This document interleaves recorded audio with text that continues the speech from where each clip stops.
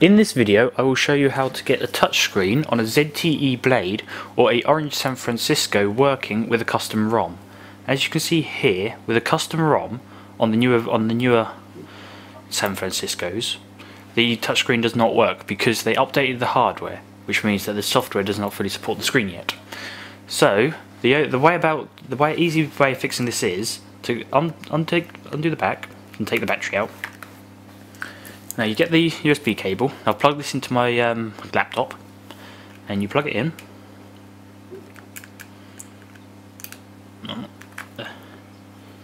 I hope if I was holding the right way up. Plug it in, and it will boot up. Now after a little while, it will reset itself. At that point, after it's reset itself, you want to put the battery in. Now, just talking about the phone a little bit. Obviously, putting a custom ROM is out of the scope of this video, but I will post some links showing how to root and put a custom ROM on the phone with step-by-step guides.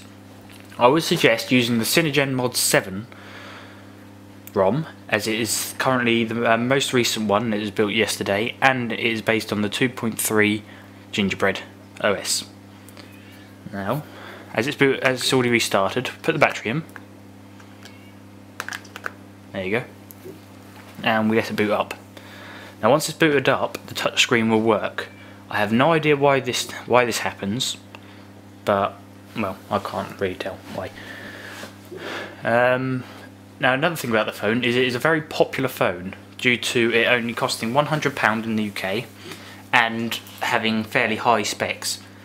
Now another thing about custom ROM is the custom ROMs go up to 2.3, which is Gingerbread, whereas the official firmware only goes up to 2.1, which is a clear. Now hopefully, there you go, and the touchscreen is working perfectly fine.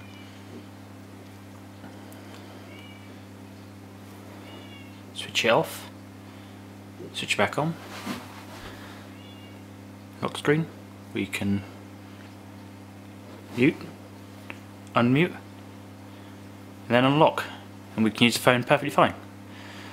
As I said, I will post links to the video, to the custom ROM and step-by-step guide on how to root and put custom ROM on the phone in the description below.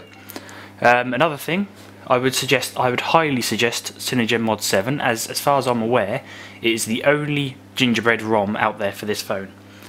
A highly thanks to the Cyanogen Mod 7 team, and thank you to everyone who developed the routing and all the software for the phone.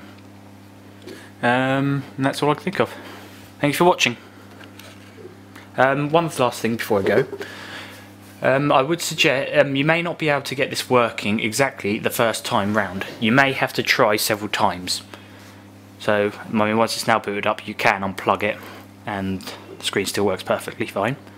As I said before, with a custom ROM, it is extremely fast, much faster than the stock OS,